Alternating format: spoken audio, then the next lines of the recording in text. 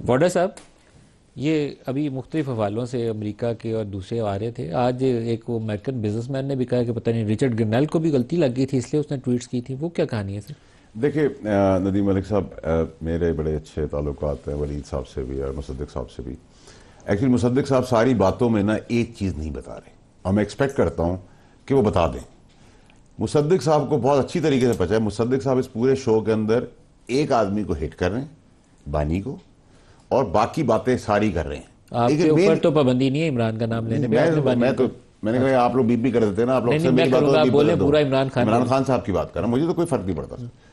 میں مصدق صاحب سے ریکویسٹ کروں گا کہ مصدق صاحب یہ بتائیں کہ آپ کیا گڑھ جوڑ ہے P T I compromise P T I Pakistan کے ساتھ، اس کا کریڈٹ کیوں نہیں لیتے آپ؟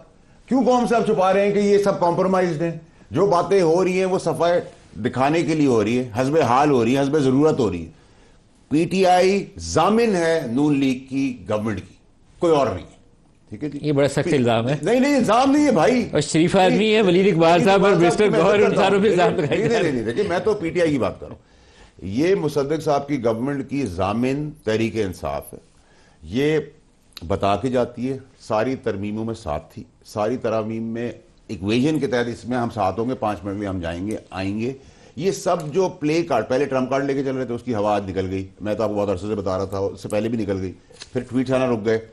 اب مصدق صاحب یہ بتائیں کہ مصدق صاحب کیوں بچا رہے ہیں پی ٹی آئی کو؟ ٹھیک ہے آپ کا پارٹنر، آپ کا ضامن ہے، آپ کی دوستی ہے، آپ سے سارے مراد لیتے ہیں، ٹرپ لیتے ہیں، گاڑیاں لیتے ہیں، پیٹرول لیتے ہیں، سب کچھ کرتے ہیں. ان کے آخری فون پہ بھی میں گارنٹی سے کہہ سکتا ہوں اپنے تجربے سے کہ کسی پی ٹی آئی والے کی ریکویسٹ ہوگی، یار مصدق بھائی ایسا یہ بندہ جو ہے یہ میرا چھوٹا سا مسئلہ ہے دیکھ لینا.